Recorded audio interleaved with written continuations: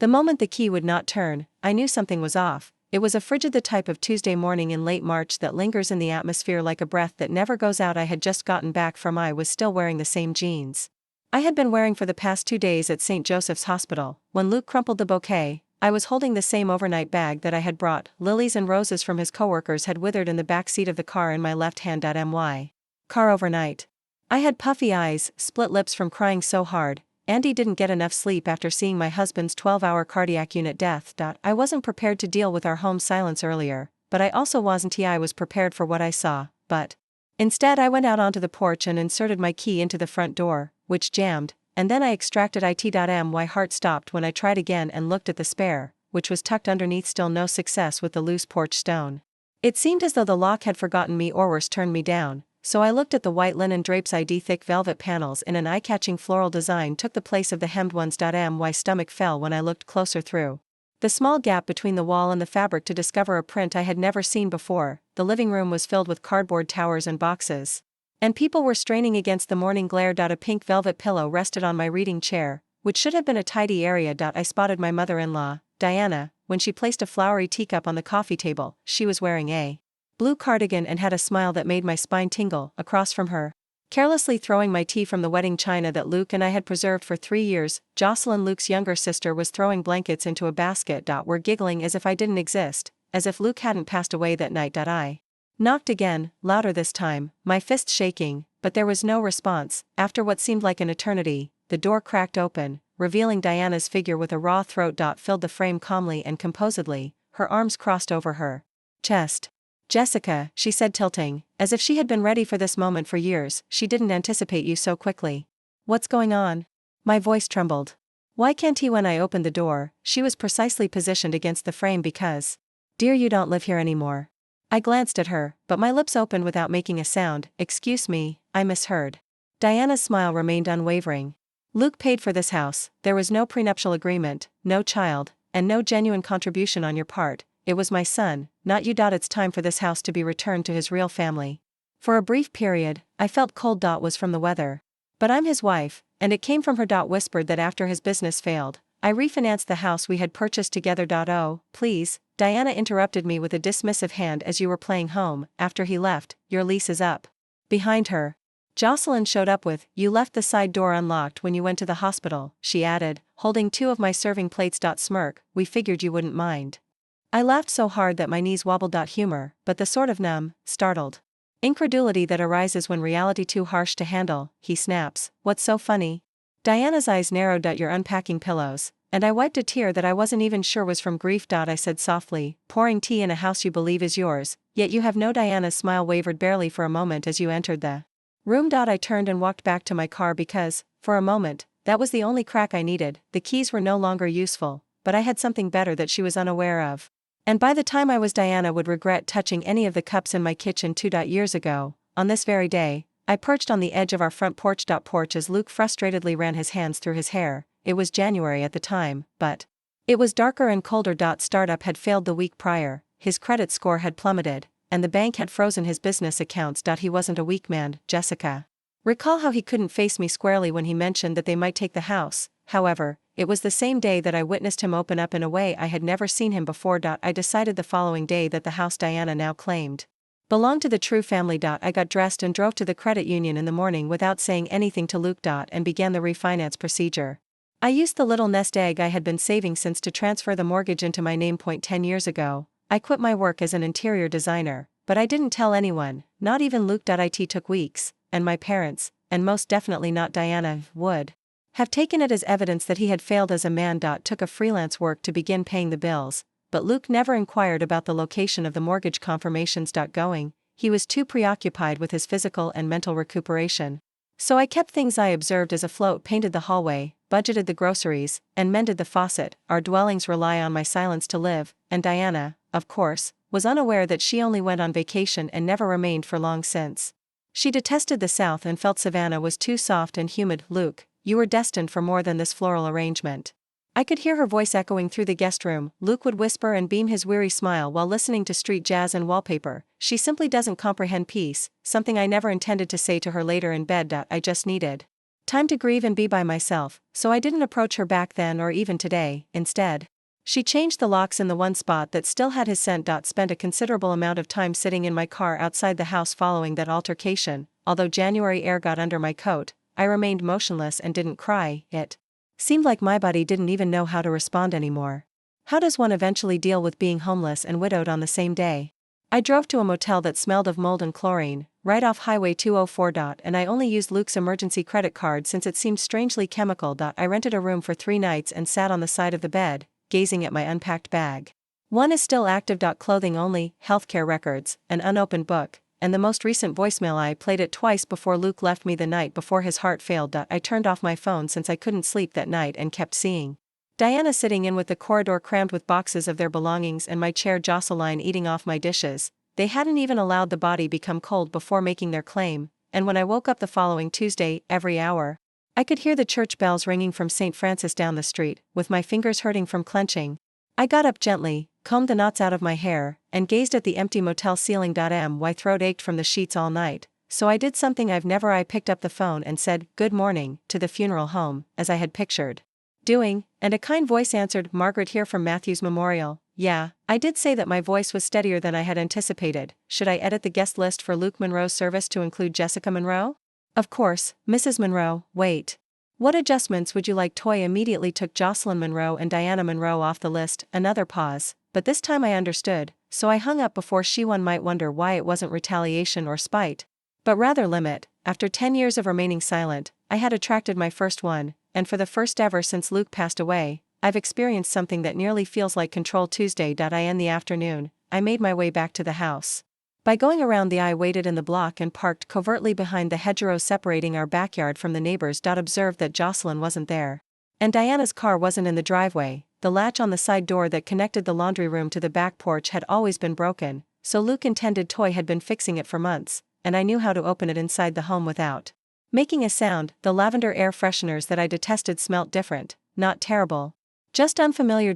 My framed pictures had disappeared from the walls of the hallways everywhere, to be replaced by unaware of the landscape prints. I felt a sudden, intense pain in my chest as I discovered that the throw pillows on Luke's side of the couch had been moved, and there was no blanket there. Coffee mug no trace. I hurried to Luke's office since I didn't have time to grieve. Was a little wire-filled chamber hidden in the back of the home between the laundry and the guest room. Diana detested that area, which she dubbed a digital library, because of the books and his scent. Junkyard, so I assumed she wouldn't touch it. I was correct about the room. Was chaotic and highly structured in a way that only he could understand when he left it. Stacks of papers in columns, half-sorted USBs, receipts, and labels. In his tidy eye paused in the doorway for a while, allowing the silence to envelope me like a second skin. Then I read the capital script. I started to work on the second drawer business and the top drawer receipts from a freelancing job. I went through all of the cards, old flash drives, and a sticky note reminding him to cancel an appointment with the dentist. I'm not sure what I was searching for, simply trying to find a memory or even a signature that would connect him to this location. And I reunited, and then I noticed a thin black folder sandwiched between 2 on his desk. Across the top are instruction manuals and his distinctive hand postnuptial signature. We never signed a prenuptial agreement after getting married in our mid-30s, so don't throw it away. Broke but in love, with an inherent confidence, Luke joked that the paper spoiled the romance, but a post-nut. I carefully opened the folder to reveal 2 weeks after our second anniversary. I scanned 3 printed sheets on official letterhead for my name. Name signatures terms, and in the event, it was located behind a highlighted section. All jointly owned property, including real estate, must be given to Jessica in full upon the husband's death, Monroe, unless a last will and testament specifically stated otherwise. There was no will, however. I discovered a folded piece of binding in the rear of the folder. The handwriting on the notebook page was clearly Luke's informal flair. If you're reading this, it's significant because the brief lines are written in darker ink than normal. Horrible things have happened. If your mother tries anything, show your lawyer. How my breath caught as I saw that she was keeping this safe. Ratch, the curve of the R in my name has been in his handwriting since the hospital, but he still signs E as if it were a note. I had to sit down in class because my knees gave out. And I read the message 3 times. Sometimes I get heartache from something too complex to call grieving. Vindication. Luke felt guilty, perhaps even thankful, because he knew deep down that Diana wouldn't quit, yet in spite of all his shortcomings, he had done everything in his power to keep me safe. How? Right before I left the house through the back door that evening, I slid the folder into my coat. I didn't cry or go back to sleep at the motel. Instead, I stayed awake. I phoned Dawn after reading the postnuptial agreement again until the words ceased to blur. My former college roommate, Angela Flores, who is now a real estate lawyer, set up a meeting because I now have the document arrived. Gray on Wednesday afternoon, along with just enough rage to utilize it. And dreary, the type of day when even the sun appeared hesitant to appear. Had just gotten back from seeing Angela, who even though she hadn't seen me in years had embraced me as if no time had passed, and she never inquired about my well-being. Simply said, "We're going to make this right?" While looking me in the eye. I had half of a bowl of instant soup left. I heard a strong knock on the door 3 fast seconds later in the motel kitchenette. I simply raised the curtain to reveal the type of knock that carries entitlement. Enough to make out Diana's silhouette standing outside, looking like she just stepped off of a soap opera in her black outfit. A man in a gray suit with a clipboard in his hand was standing next to her. Wedding band shining lawyer. I went outdoors instead of opening the door, with the packet in hand and the coat buttoned to the chin. I shut the motel room behind me and met Diana's scarf was blown sideways by the wind when they were in the parking lot. Jessica, her smile faded as she replied, "This is Mr. Langley, my family lawyer. We're here to talk about the house's future steps." I even repeated my voice. Diana nodded as though this wasn't a home invasion conducted during a real estate deal between civil parties. Since Luke left no will, his estate, which includes the house, is being held for funeral week. We have legal rights to divide among his mother and sister, therefore I am his wife, and I stated that I am the only spouse with legal status. Mr. Langley cleared his throat. Mrs. Monroe is implying that in the absence of a clear legislative command, probate law is already uneasy. Allows me to say that I'm very happy you're both here. I interrupted with firm but calm saves. I brought the black folder to your office, and Diana's smile wavered. Is a postnuptial agreement that I stated was notarized and signed 3 years ago. 2 witnesses official letterhead, which gives me, the spouse, all of the joint assets. And when Luke passed away, I allowed the silence to settle before Mr. Langley contacted out. "Could I please view that document?" I said, hastily retrieving the folder. Obtain a copy via proper procedures. "I have already hired attorney Diana S." I asked, and her expression cracked just a little.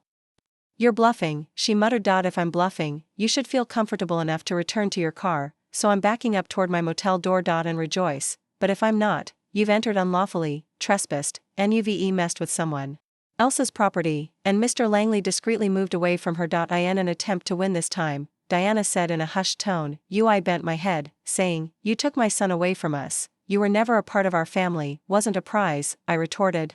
"You pushed him, not stolen him. He was a man." As soon as he stopped following your script, I turned around and went inside without waiting for her to respond. I watched them stand there for a few seconds before Diana swung around and locked the door behind me from the window. The lawyer retreated, clambering into the passenger seat like a queen, uncomfortable and agitated. They didn't knock again that evening, so I sat on the motel bedside and unfolded Luke's letter once more. I rubbed my fingers over the ink, wondering whether he ever envisioned how quickly and shamelessly she would pursue me. Perhaps he had. He wrote it since I didn't get much sleep because the adrenaline prevented me from sleeping. My breath came in short gasps and my hands continued to spasm, yet something inside I had changed. Instead of just responding, I was now planning, and the next by Friday morning, the motel room seemed to have absorbed my move. Sadly, there were unopened mail and wet coffee grounds in the air. I was attempting to concentrate on organizing the funeral plans once more while seated at the tiny fold-out table for the music eulogy plan when I saw that the envelope had slid under without a stamp or return address. I looked at the door for a while at night before taking it up. Inside, there was a nicely typed document from the Chatham County Probate Court. My name was printed in bold close to the letterhead, which was clean and had fresh ink. My heart skipped a beat as I saw the top Jessica Monroe respondent. Mrs.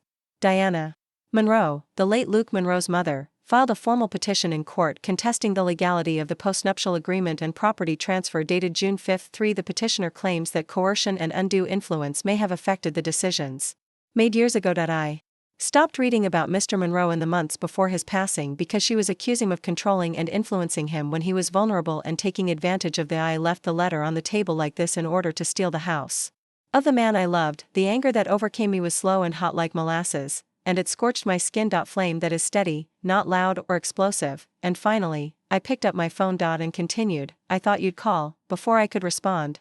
"To Angela, she claims I coerced him. And I firmly stated that I made him sign the postnuptial agreement." The calmness of Angela's voice was nothing new. It's what individuals do when they lack legal support. They just throw mud and hope it sticks. She wants to change who he was, therefore she wants to take everything. I said in a whisper. "Not just the house." Angela clarified that she wants control over who we were.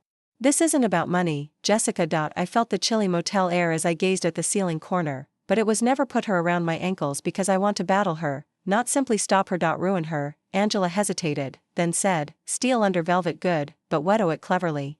Don't talk to her or answer her, instead, let me construct this. As we hung up, and I spent a considerable amount of time looking at the court letter. I placed it into my bag that afternoon after folding it and sliding it back into the envelope. James Harding, Luke's text message, which I hadn't seen in over a year. Hello, Jessica, my old business colleague. I don't want to become involved, but Diana inquired about Luke's mental health over the last few months. Wanted to know whether I had any medical emails. I didn't mention anything about amnesia or confusion, but she brought up an investor meeting. And I wanted to let you know that he returned quite drunk. Stared at the message until the screen went dark.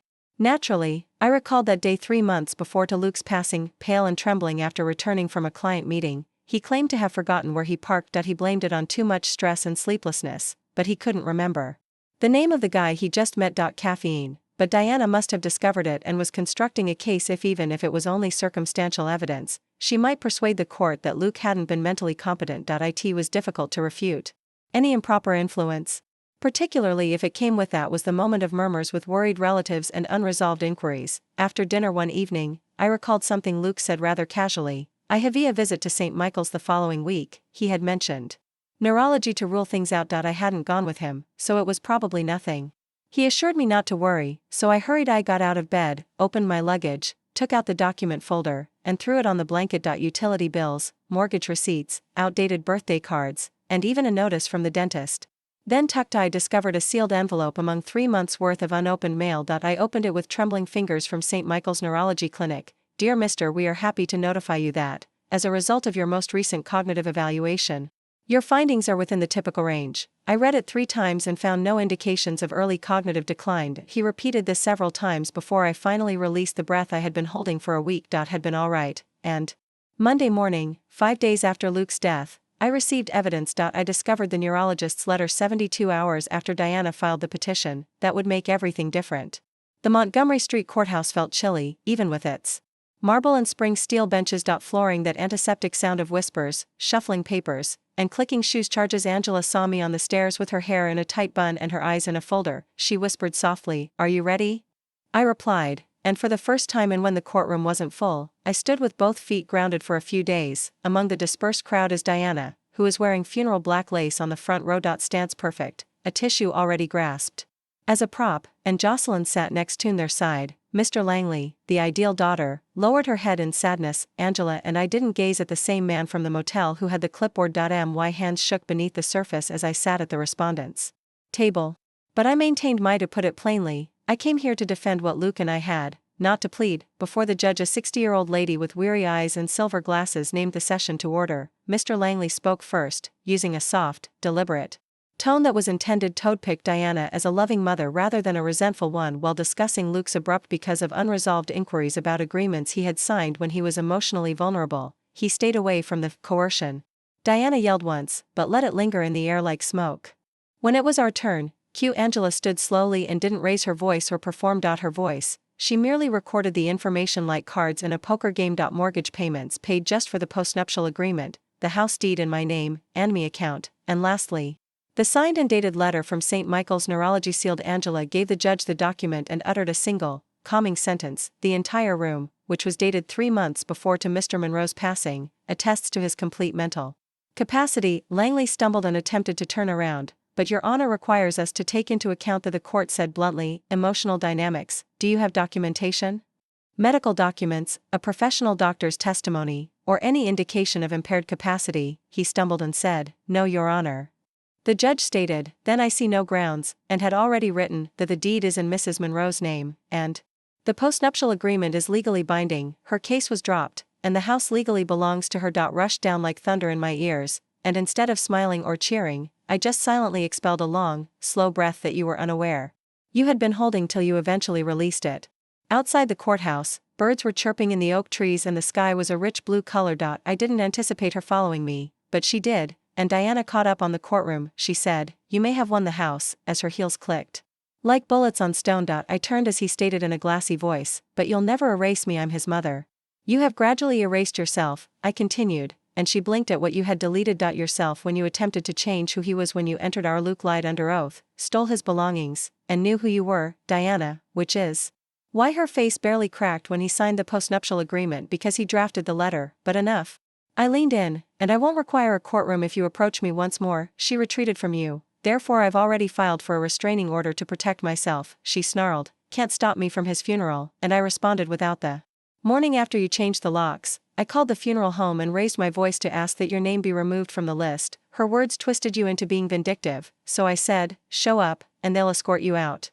Cutting her off, I'm not retaliating, I'm free, and I left with a smile on my face. Looking back, the chapel had a cedar polish and lily scent. The service had been held on Tuesday, precisely 1 week after Luke's heart failed. Originally planned at noon, but by 11:15, friends, neighbors, and some of Luke's former customers had traveled from Atlanta, while others had come from. Many people in Charleston hadn't seen us in years, so they muttered, I'm so sorry.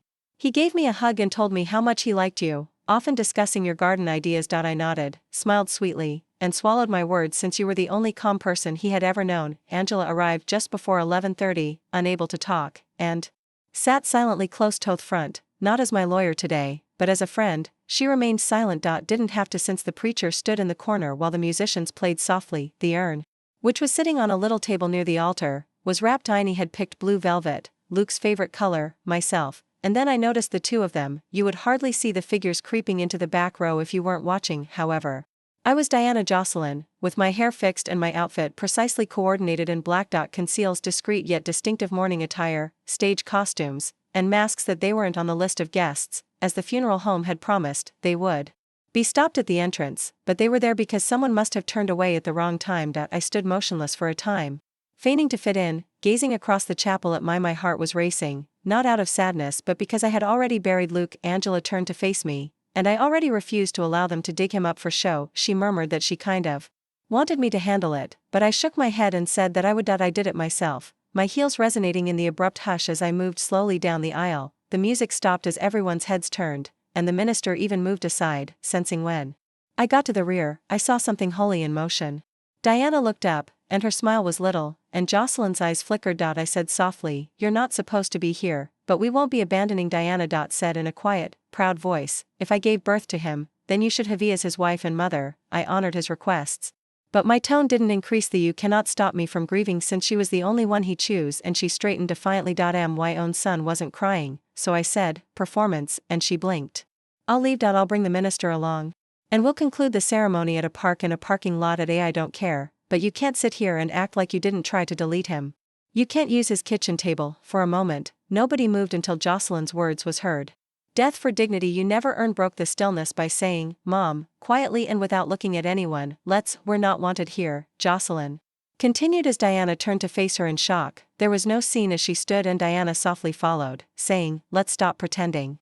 Just the sound of 2 pairs of heels leaving, without any yelling or tug of war. Everyone in the room let out a sigh as the chapel door softly clicked behind them. As I turned back to face the altar, the music started up again. The minister nodded, and I made my way slowly to the front. With my fingers calm, I said farewell to Luke in front of his urn, away from lies. Not shattered by poison, but enveloped in quiet, truth, and love. Of those who truly recognized him.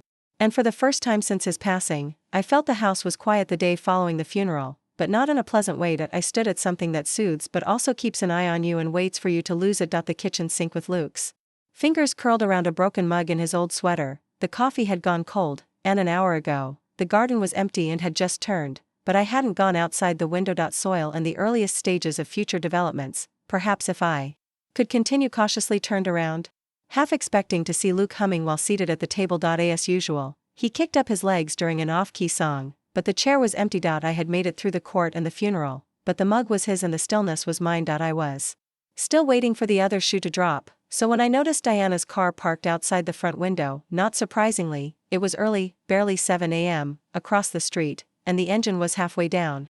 A steady stream of cigarette smoke curled as the windows were rolled off. She sat motionless with her hands on the wheel and her eyes fixed straight ahead. She didn't knock, she didn't come close, she just watched, and neither did I. Simply picked up my coffee and strolled calmly out onto the front lawn without calling Angela or taking a photo as proof. Porch and stood there with my mug in hand, my hair untied, and my eyes met hers. The automobile roared to life as she flicked her cigarette.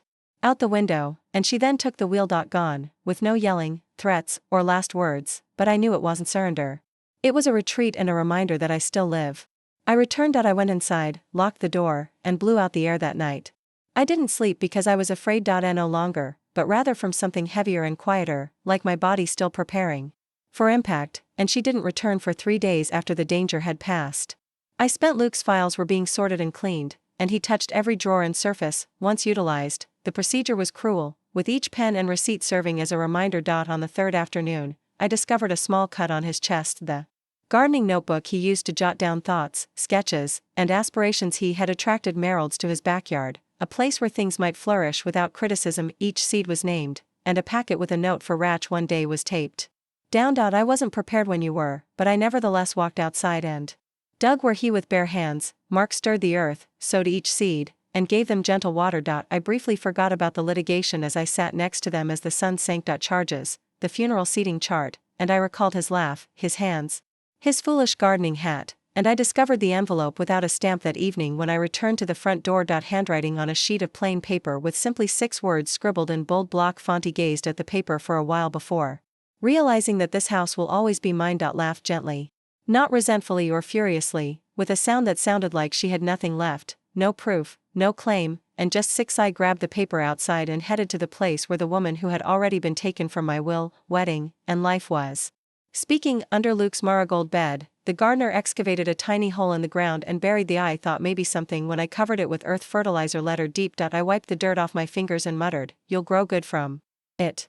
Don't haunt me anymore," I said, before going inside to make cinnamon tea. Sweet spring arrived early because Luke always claimed that morning required something. This year, the garden outdoors smelled of lemon blossoms and turned earth. Luke's notepad, which had previously only contained dark soil and scrawled dreams, was starting to little obstinate green things struggled as their stalks forced their way through the soil. I observed them each morning with a wrapped coffee cup as they made their way toward the sun. Mess, no expectations, simply breath that I didn't hear in Luke's flannel shirt. Not a phone call, not a letter, and not another car parked across from Diana. The street.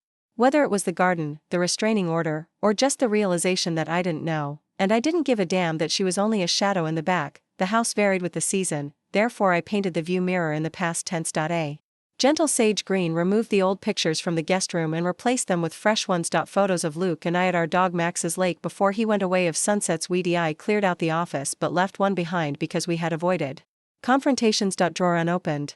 Not as a shrine but rather as a pledge that some evenings I talked to him out loud while sitting by the window about the garden, the marigolds, and how I was still. I didn't anticipate any replies here, but occasionally the wind changed just so. And I returned to work.